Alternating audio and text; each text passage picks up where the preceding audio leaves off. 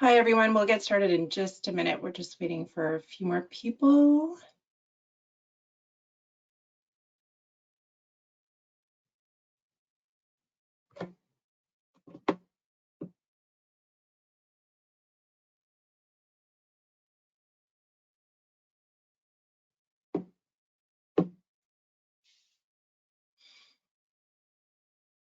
Okay, so we're filling up here. I'm going to go ahead and get started so you guys can get back to your days once this is over. For now, I'll just kind of get the broadcast started, and then as people join, hopefully they're not missing too much. So good afternoon, everyone. My name is Trish Calder. Hopefully you see my presentation and myself on the screen here. Thanks for joining our webinar today. So this is our 5th installment in our productivity series, and I hope that you're getting lots of little tidbits and tips to help you be a little bit more effective and efficient in all that you do, so you can spend your time doing the really important work. So in today's webinar, I'm going to talk to you about Digital 5S. And the webinar is titled How to Apply 5 Easy Lean Principles to Tame Your Digital Spaces. And that's really what 5S is all about. It's about creating spaces that work for you to give you the most effective and efficient workspace as possible. So just before we begin, I am going to, I seem to be frozen here.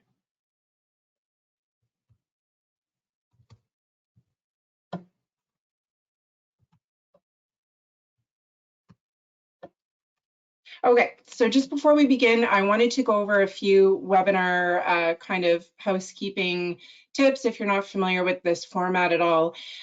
Today, you're going to be muted for the duration of the webinar, the broadcast, and we're not going to be using the raise hand feature that you see here on your screen, but you can ask questions throughout the webinar, as many questions as you like, and post them in the questions section that you see with the question mark on your screen. So I'm going to save a little time at the end of the webinar, hopefully, to get to those questions. And there's also a handout located in your dashboard there, where you will have access to a few tips and tricks, and it's kind of a 5S digital workspace cheat sheet that I've created for you that you guys can reference after the session.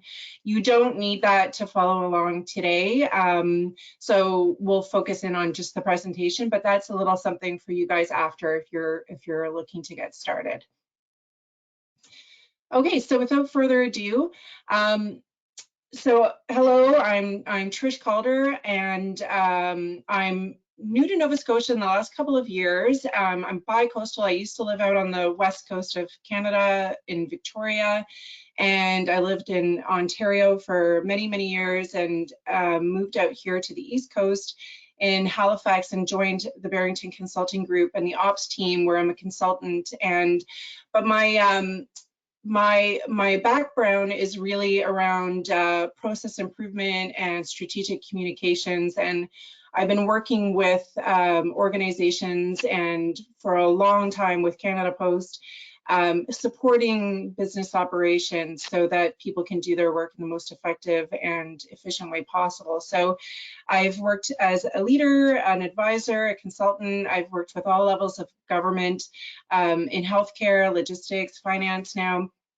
And the common thread here is all around just supporting organizations to do their work in a better way. And for those of you that know me, or those that don't know me, a little about myself.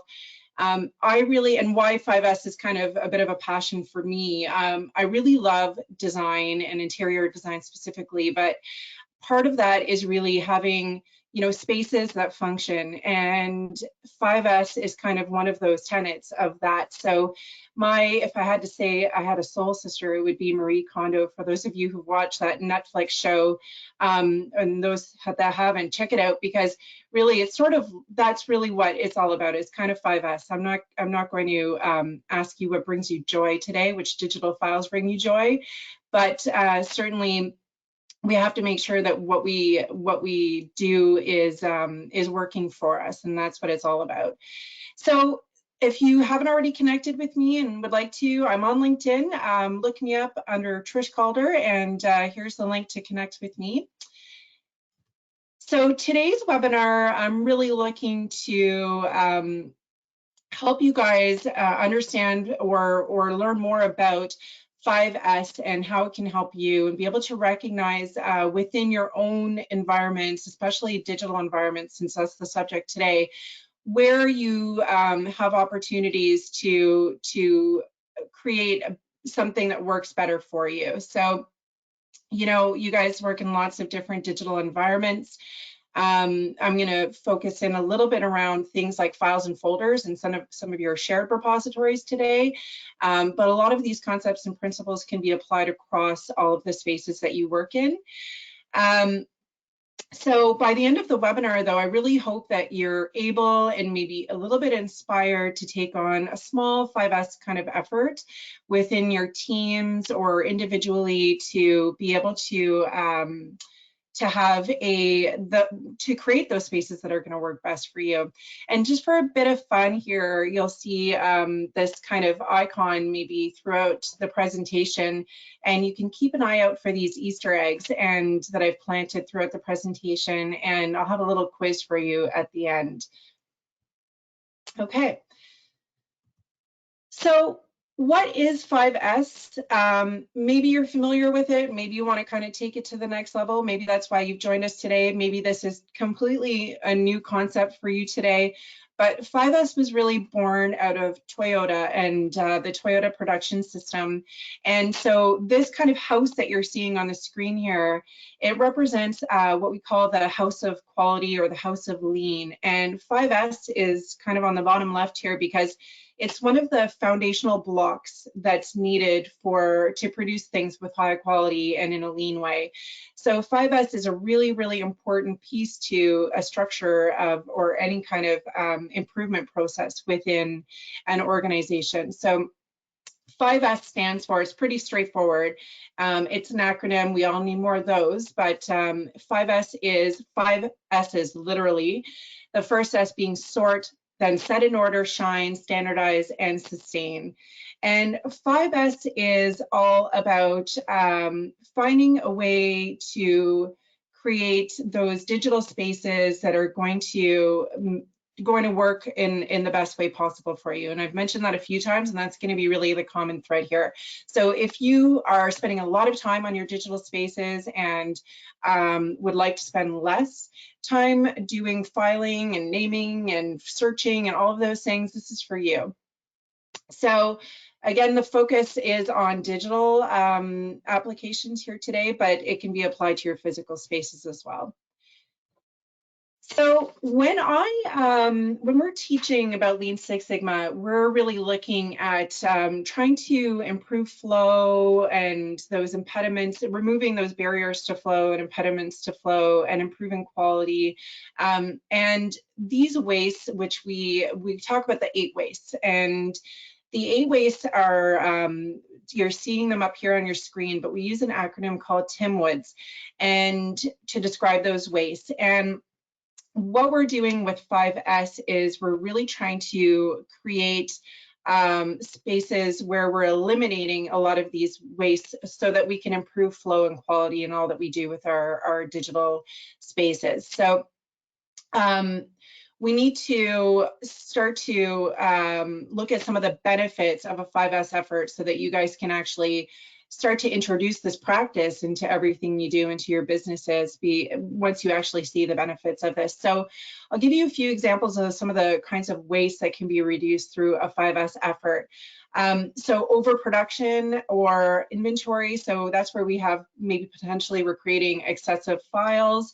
Over processing, we might have too many folders, which are creating too many clicks for us and wasting time in that way. Motion, that's a waste of motion, where we might be spending time searching for documents or filing documents. Waiting could be the time that somebody's waiting to actually receive a document from you. Inventory, so that's storage space and all the associated costs that go along with having to store too many files and folders within our repositories. Skills, so you don't often think about this, but all of that administrative burden that goes along with document management and file management, really it's taking away from that important skilled work that we're all supposed to be doing. So we want to minimize that administrative burden that goes along with managing our digital spaces. And finally, and maybe most importantly, defects. So there's a risk around having those digital spaces that don't work for us, and the risk could be disseminating the wrong information, the wrong versions, something like that. So there's a real risk associated with those digital spaces that aren't working for us.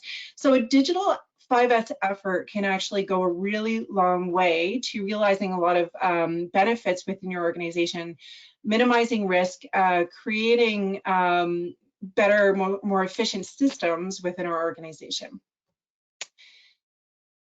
So I'm going to launch a quick poll, and I'm interested to see how people answer here. And I want to ask you guys, do you ever save things in two places? Do you sometimes forget how you've named a document, or do you have a system maybe that nobody else really gets? I'm curious if you guys have ever seen any of these things. So go ahead and answer there. You can click yes, occasionally, never. And I'd like to see how people respond here, if you're able to respond to the poll here. And then I'll share across how everybody's responded. So maybe, I'm curious a little bit about maybe why you joined today, but I'm not going to ask you that question. So let's see how you've done. I'm going to go ahead. It seems like people are almost done voting. So let's close that and I'll share the results with you. Okay, so here's what we're seeing. We're seeing, a good chunk of you answered yes, a good chunk of you answered occasionally, and very few answered never. So I think this really goes to show you that we all have a little bit of work to do, possibly in some of the document management that we're doing today. And I hope that for all of you that you'll leave with something that's going to be new and something that you can apply immediately. Okay, so let me get into it. Let me show you how to actually do that. So who needs 5S? Well, if you've got files, if you've got folders, emails that you're managing, whether it be on your desktop, your hard drives, or a shared repository that you share across your team or organization, this can really work for you.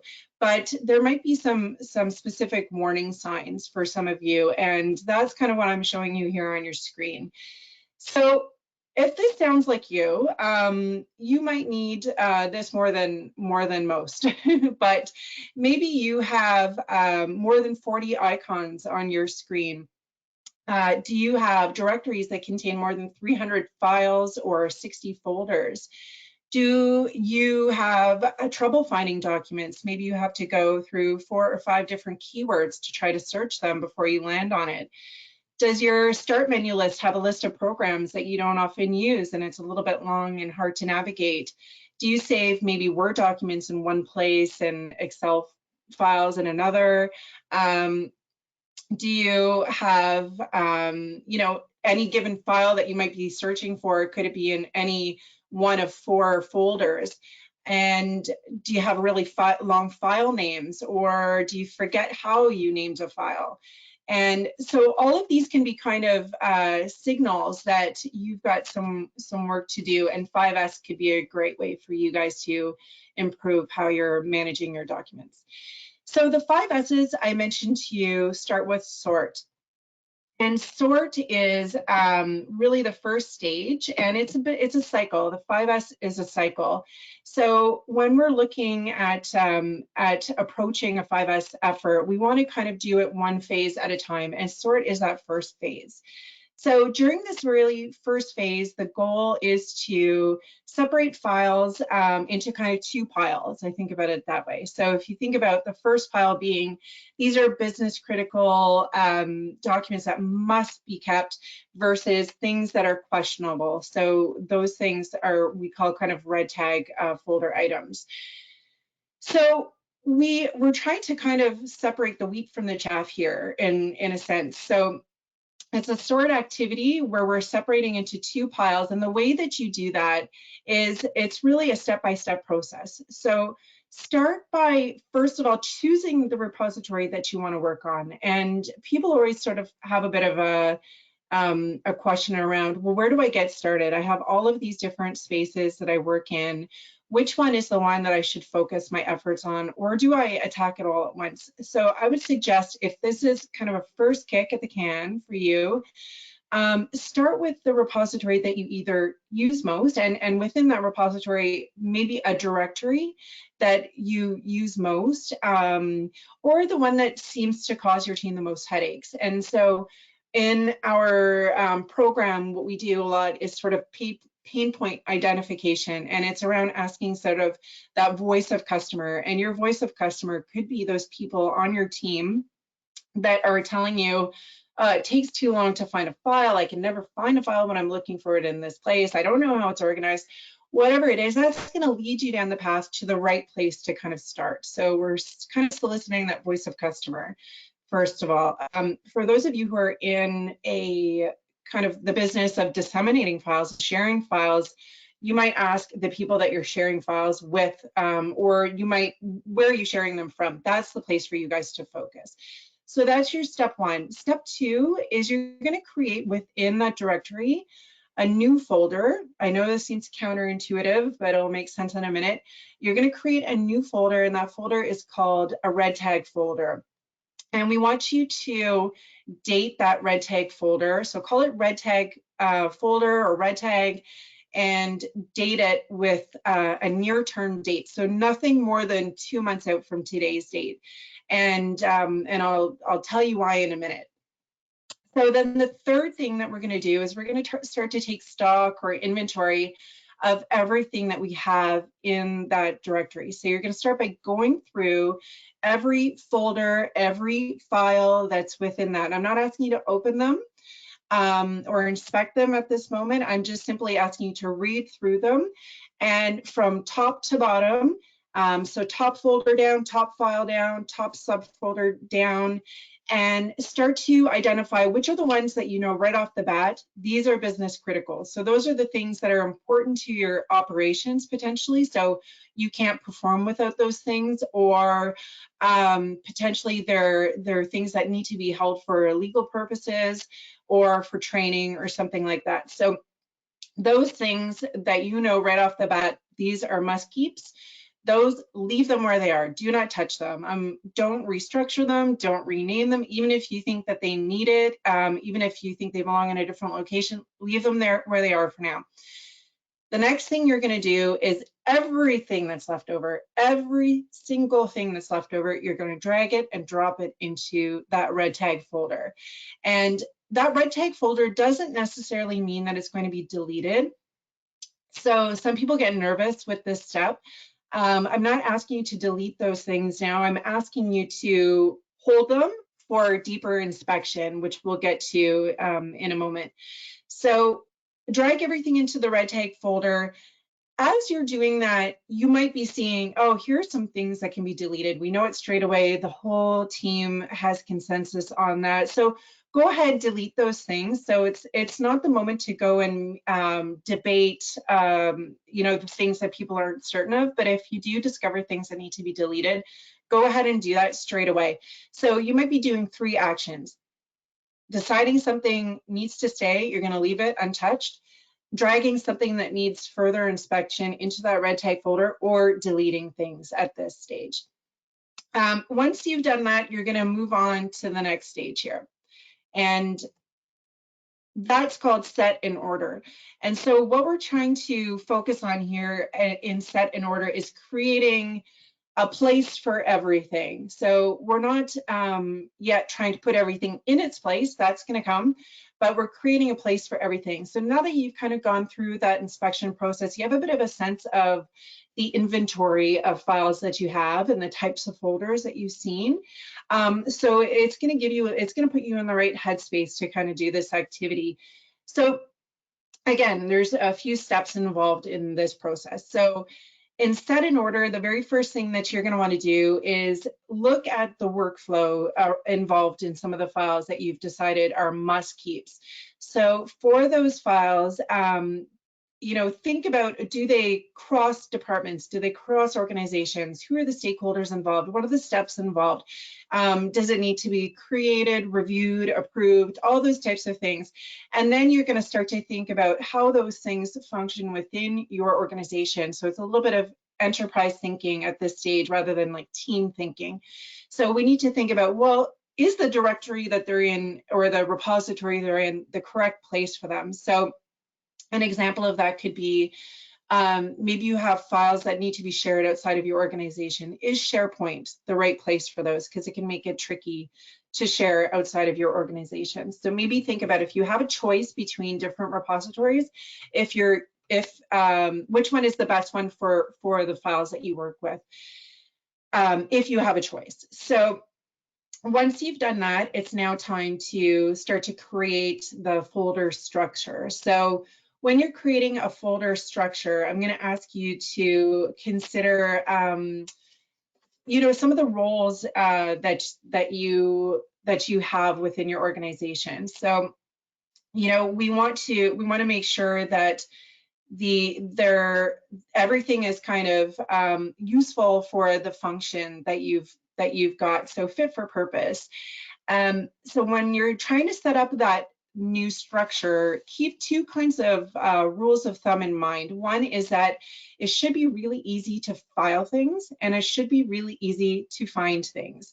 So it should be easy to find things or file things in the sense that we're not creating this big hierarchical maze that we have to navigate through to put things in.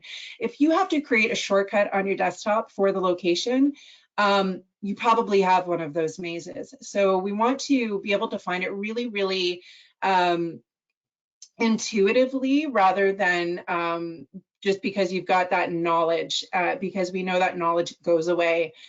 So the next thing is to make sure it's easy to find. So your system should be really easy to work with by either poking through folders that are on your in your directory, or using a search function within your directory.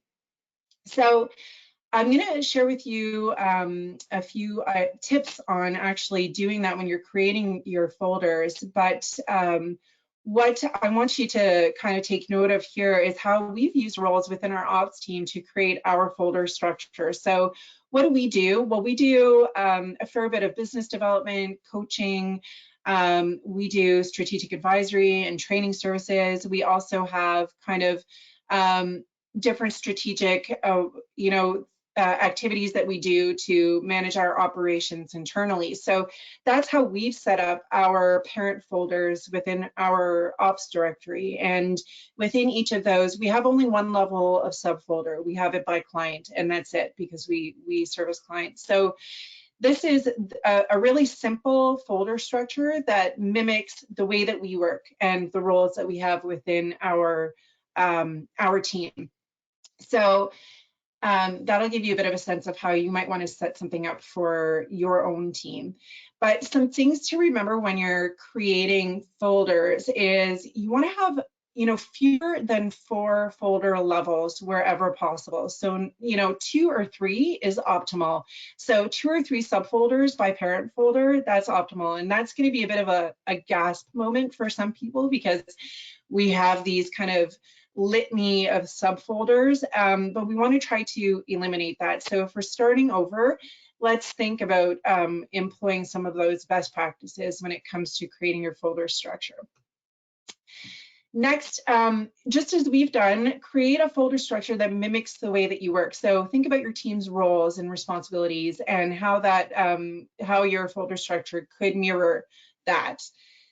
After that, you've already taken stock and inventory of all of those files that you have in your shared spaces. So is it possible for you to now go and think about some of the themes that might have emerged for you and how things can be kind of affinities that you observed as you were looking at those files. So that can start to create those themes, and affinities can start to create kind of folder structures for you as well. So one thing I'm going to encourage you to do is to, wherever possible, and this maybe goes without saying, but if we're creating that new repository that we're going to be working from, make sure it doesn't include your desktop, make sure it doesn't include your documents. These are not folder or file repositories, and they should not be used as such. So those are really temporary workspaces, and even then, I would encourage you to have a section where you work on your drafts within your actual your team directory.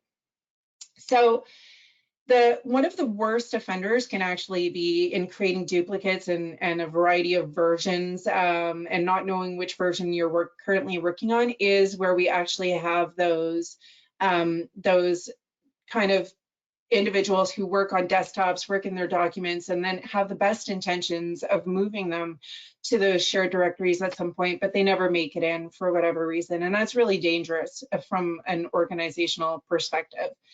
So once you've done this, you've created your, you've determined which repository you're going to work in, you've set up your folder structure there.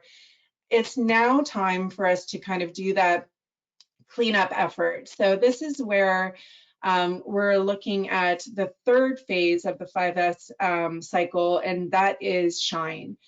And here is where we're actually, we kind of call it an inspection phase, and there's a good reason for that. This is where we're doing that deep dive into that red tag folder that you've created. So again, you should do this as kind of a team effort to start, but if you have a large team or you're working on a large directory to start, it could be nice to break into individual kinds of working groups where each one is assigned a period of time to go through and do their review of that directory, or that red tag folder rather. And what they're doing during that review is we're creating 2 new subfolders. So again, maybe counterintuitive, but you'll see where it's going in a minute, within that red tag folder. And one is called Keep for Now, and the other one is Garbage, or whatever makes sense for you. But you want 2 folders. And what you're going to be doing through those revisions is inspecting each of the files that's within the red tag folder and determining whether it truly is something that needs to be kept for now, or if it's something that can be tossed. So remember, in that very first sort that we did, we were simply going through that inventory from like the names of the files. We didn't open anything. And we were just saying, oh yeah, that's something I use every day. I don't have to open it. I know that's something that needs to be kept. Well, we didn't open all of those other ones that we weren't quite sure of. So now in that red tag folder, we have stuff that potentially is garbage, and we have some things that are potentially worth keeping, but we need to inspect them more closely to be able to determine that. So when you're going through and doing this inspection process, there's a few tips for you to keep in mind and ways for you to identify whether what you have is something that needs to be kept or if it is in fact garbage. So how to separate things that are garbage would be to look for a few kinds of signals. And the first would be drafts that have been hanging around for a long time. So if you have something that's in draft mode and it never went anywhere, it's probably been started and completed somewhere else in the meantime. So that can go. Superseded documents, or where you have multiple versions of documents. In some cases, you do need to keep those, but in a lot of cases, they can be done away with. Or where you have duplicate documents for whatever reason. So maybe somebody did eventually bring something in over from their desktop, but it was already there, so they just called it V2 or something like that. So those can go as well. Where you might have multiple documents or same document but multiple formats. So this could be where maybe you have something that's in a PowerPoint format and a PDF, and you have multiple versions. Well, you don't need all of those versions in a PDF format for sure. You might need all the versions, but you can delete the PDFs of all but the latest version. Folders, where you only have a few documents in them, you can usually do away with the folder. Other things would be things like copies of emails. So I try to encourage you to actually use your email system as a repository in and of itself. So try not to use some of your shared document repositories to collect emails. So that might be a change in some of your practices, but there are a lot of good reasons for that because you're duplicating. There might have been a more recent thread involved with that. So what you're actually storing could be out of date. So, and also a lot of emails that we keep, they're considered transitory records. And I'm not going to get too deep into what's transitory versus official, but it's really important to distinguish between those things when we're determining if it's something that actually needs to be kept. Does it kind of have a purpose organizationally and from a retention perspective, or is it something that we're just trying to hold on to because it's something that we think we might need to refer to at some point later? If that's the case, go to your emails. So once you've done this activity of kind of sorting it into these two folders, the next thing you're going to want to do is you're going to move everything that was in that Keep for Now folder into your new folder structure. So find its location in that folder structure. Everything that's in garbage after you've done all your rounds of revision gets deleted. The red tag folder itself stays. So this is a cycle. You're going to need it again later for your next 5S effort. And so keep it there, but delete everything that's in it. So either move everything that's in it or delete it. What I don't want to see is 100% of what's in your red tag folder makes it back into your folder structure. There should be some things that actually do get eliminated as part of that. And your next phase here is going to be standardize. So this is the fourth S in our 5 S's. And the purpose of standardize is to start to create some rules and definitions and conventions that are going to allow you to maintain and sustain those spaces. So in Standardize, we're creating those standards by which we're going to follow as we put all of this into practice. So the goal here is to make it as reusable as possible. So naming conventions should be reusable. File structures should be reusable in terms of like a file structure template. And where possible, you're going to try to reuse these as much as possible. So your convention should work across all documents and all folders. So we don't want to create different conventions that work differently for different types of documents. So a few ways to do this, and remember our goal here is to make things easy to file, easy to search, and minimize the time that we spend doing that and the defects associated with it. The first thing to do is create the naming convention for your files and your documents. So some tips to follow, you'll see them along the right there. When doing that is to keep your file names and folders short. So they should be no more than 25 characters long. And the way to do that is, an easy way to do that is to create, to not use special characters or underscores or anything like that to delimit, or spaces to delimit the name itself, you want to use capital letters instead, so that you're not wasting precious characters on that. Another thing is to always use the same format, and I mentioned that because it's reusable in that way.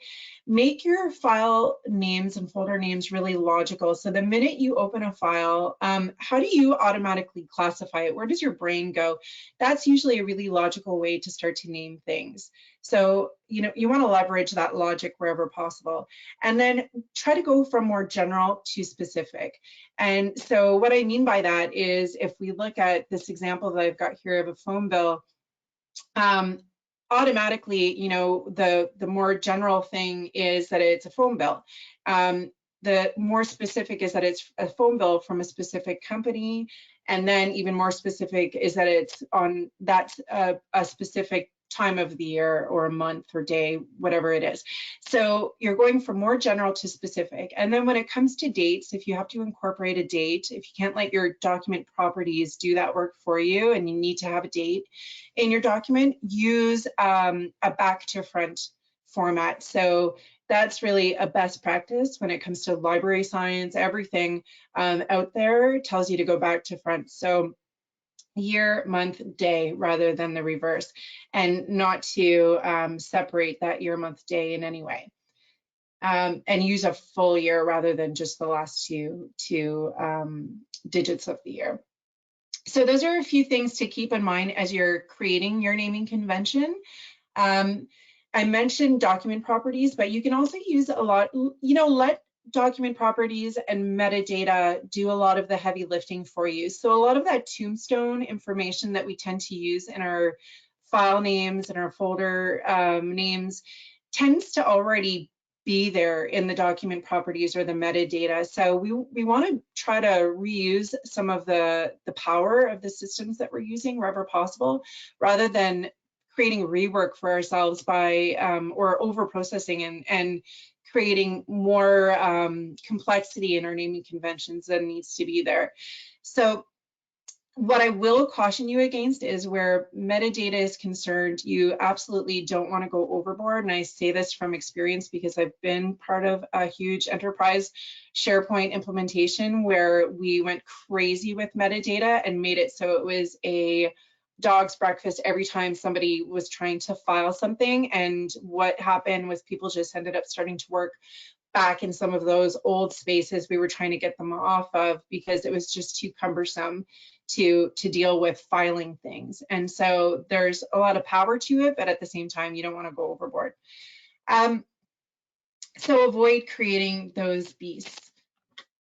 And then the last thing in your standardized phase that you're trying to do is actually setting up some operational definitions for the workspaces that we're working in, and how they're to be used and what kinds of rules are to be applied as they're working in there. So for example, if you have a SharePoint space, you can actually embed those rules right into your web page versus creating a document that contains those things. So try to leverage, again, the power of some of those systems to allow you to create some of those program rules, and they're more likely to be followed in that way.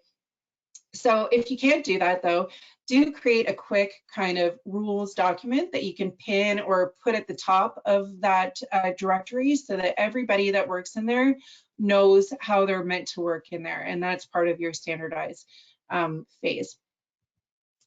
Last S here that I want to cover with you is sustain. And sustain is, so you've got a really beautiful directory, it's all working well, it's cleaned up, you've created lots of rules.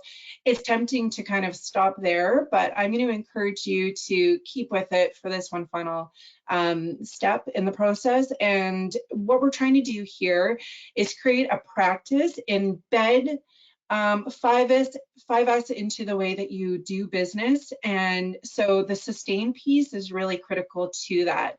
So what we're trying to do in sustain is create a rhythm where we're actually going to go and look and see how our system is working for us.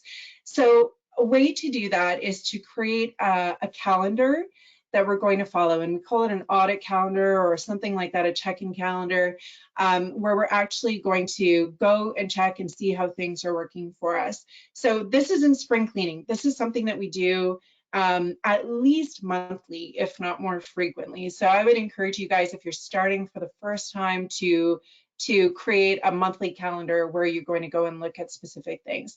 The next thing is you need a checklist. So in your standardize phase, you created all kinds of rules around how you're going to use that space. You created conventions for naming and that kind of thing. So now you need to create a checklist with actual items that you're going to go and check against to see if you're following those rules. And that's going to be used by against that calendar that you've created. So the third step here is to assign it. So I don't want this to be the responsibility of your team lead or one person on your team. This is a team effort. Everybody should be accountable for maintaining those spaces, and everybody should have a hand in the audit piece as well. So we should all own it, and we should all be accountable and responsible for doing it. So the way to do this is to assign it kind of on a rotation. So when you're factoring it in your schedule and your calendar, your operations calendar, who's responsible, and just have like a monthly rotation or a bi-weekly rotation. Then the fourth thing that you want to do is actually do it according to that calendar and discuss it. So I would encourage you to incorporate it into your huddles if possible, and just, sort of say, okay, so, what did you observe, Logan, when you went out and did it this last time? Oh, I saw there were a few files that weren't following the naming convention. Here's exactly, the checklist that I followed, what I saw. And we're not trying to point fingers at anybody. We're really trying to get better. It's all about continuous improvement. So if we can highlight some of the things that were kind of going wrong, we need to kind of dig down and ask ourselves, well, what's the root cause? Well, maybe the convention that we created is hard to follow, or maybe it doesn't work for the types of things that we're doing. There's something better that can be put into practice. Or maybe it was just not clear to that individual that they were supposed to be following that convention. So we can kind of get at that through these discussions about what we found. And then once we have, we'll discover a nice fix for it. So remedy the situation in whatever way makes sense. And we're trying not to create Band-Aid solutions, but we want things that are going to stick and help sustain. So that's what sustain is all about, is creating rigor within the process that allows us to go and do those frequent check-ins, to see that all that effort that you put in is actually something that's working, and creating a rhythm within your business for that to actually happen. So while it's tempting to kind of drop it, that's when things actually start to slide, is when we don't do the sustain piece. Okay, so that is 5S, and I've gotten through that beast in maybe record time. But what I want to do here is ask you a little bit about how you would categorize your current 5S practice based on what you saw me present today. And maybe some of this was new to you. Go ahead and answer this poll here. And maybe it's new to you. Maybe this is you didn't even recognize you were doing some of these things. But what I really want to encourage you to think about here is, was I really preaching to the choir here? Are you doing a lot of this already? And maybe you didn't even know it, or maybe you learned from past lessons and have put this into practice in your everyday, because this is something that you've seen can be really damaging if not managed well. Or maybe you recognize that you're doing a few of these things, but there are still some additional things that you can do to take it that last mile. Or maybe there are some of you out there that actually need a 5S intervention. So let's see, you guys are done here. So I will share the results with you. Okay, so the huge majority of you are doing doing some things, but you could be doing a little bit more, and that's kind of to be expected. I think if you're here today, it's because you have an interest in continuously improving the way that you're doing things, and maybe some of it was really intuitive for you, or maybe it's part of the way your organization actually works. And there are some of you that maybe could use a lot of support as you go through this process and need a little bit of an intervention. And we all know someone like that. So, or maybe that was you before and you're a bit of a convert here. So we'll see. But I hope that through today's session, we were able to show you a few things that maybe you can incorporate into the way that you're doing it. So really the question now is, what next? What can you do today? I would encourage you, this is kind of my call to action for you. So I would encourage you to actually go ahead, start to do something in the next 5 days.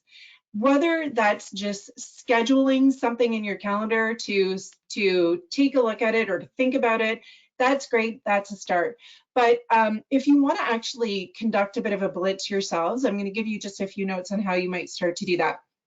So start with actually taking a baseline of your current state. So what I mean by that is time it. Go, take a day where you get your team to time how long, every time you go look for a file, how long did it take you to file it, to locate it, to go file something or locate something?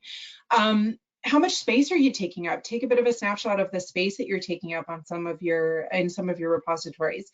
Next, get that blitz in the calendar and do it. So follow this kind of roadmap that I presented to you today. Use the one pager that I've put in the handout section here, and just try to do something. Bite off that manageable chunk. Just take that one first bite of the elephant by looking at one folder, one directory, whatever it is, the thing that gives you the most headaches, and start there and do a blitz. Once you've done that blitz, I want you to go back and you're going to take a post-blitz measurement. And I want you to look at, again, same things, the same things you baseline, and see how long it's taking you now, see how much space you're taking up now. And really important, what are you going to do with that time? So this is all about giving you back time, giving you back capacity in your days, letting you work on things that are really important or do other things that are really important to you. So celebrate. So I'd encourage you to, let your team go a little early on the Friday to whatever the equivalent time that you've saved, or maybe you guys have a fun coffee break all together virtually for now. Whatever it is, do something that with that time that you've just saved there. And then do it all over again. Plan your next event. Bite off that next piece of the elephant and see if you can't start to chip away at that iceberg a little bit. One thing that we're going to introduce, you're going to hear a little bit more about in a second, but maybe you need a little more accountability. Maybe this is all great and it's great to sit through a webinar, but to take those next steps, you need somebody kind of driving you forward. So, and you want to do it in a little bit of a fun way. So if you're interested, we're going to be following up tomorrow with an email. It's going to come from us as a follow-up from the webinar, and we're going to have a way for you to sign up for an accountability challenge, totally free. It's going to be really fun. It's going to be a way for you to connect with the community, but it'll kind of get you started down that path, and we'll try to give you some milestones, accountability milestones within that challenge, so that you can kind of start through this, and that could be maybe the thing that you do in the next 5 days. So very final thing, we're kind of running late, and I know you got lots of things to do, but how many Easter eggs did you actually see throughout this presentation? Were you actually paying attention? Let's find out. So quick poll, how many Easter eggs did you find? Was it 6? Was it 18? Or, what's happening? Maybe you just tuned back in. So was it 6, 18, or, I'll give you a second to vote there. I actually just thought, literally, I was thinking about how to introduce some Easter eggs into the presentation, and I was like, maybe I'm overthinking it. Maybe just really literally put in some Easter eggs. So that's what I did. Okay, so I'm going to close the poll. Most of you said 6, so it was a little trick question, and maybe that's mean of me on a Wednesday, but there were 6 baskets, so you're kind of right, but there were 3 eggs per basket, so there are actually 18 eggs throughout the presentation. So congratulations, those of you who got my trick question. Share those really quickly. Okay, so thank you so much, everybody. I have a few questions here, and I'll answer 2 for people who want to kind of stay on, but the rest of you, I'm going to maybe connect with you offline. So there is a question here about, okay, so what do you do if you're not sure if something can be deleted? So here's where those things I suggest to you. So when you're going through that red tag folder, and maybe it's something that a former teammate created and you're not sure of the value, you've never used it yourself, but you're a little bit nervous about letting it go. That's the type of thing where you can actually employ, if your organization has a records management policy around transitory and official records, or a records retention and disposition schedule, you can reference that. You can maybe through your deep dive, you're able to understand if there are some different logic that you can apply to that, so you kind of know the content and you can make a determination whether it's needed that way. That's a really great question, but most organizations do have some guiding principles about records that you can kind of employ in addition to some of the best practices and tips that I shared with you today. Okay, another question. So how can you make a 5S event kind of engaging? So I would consider this. So I've given you kind of the framework of how you might follow a 5S method and employ that in your, in your 5S actual process. But I would think about it as a fun event first and then apply the framework second. So think about an event. If you're going to do a blitz where you're going to have 7 hours, where you're going to look at doing a blitz activity and a big cleanup effort, then think about that as an event, a fun event. So how can you inject some levity and some fun there? So we actually are using Microsoft Teams to do some breakout activities and some team type work. So you might kind of virtually connect all of that way and have little breakout teams and separate different teams where people have like smaller working groups, and you can give them a challenge or something for that, and then all kind of reconnect and share what you've accomplished. So think a little bit outside the box. Think about how you can create a fun event first, and then start to follow the steps of the 5S within that fun event.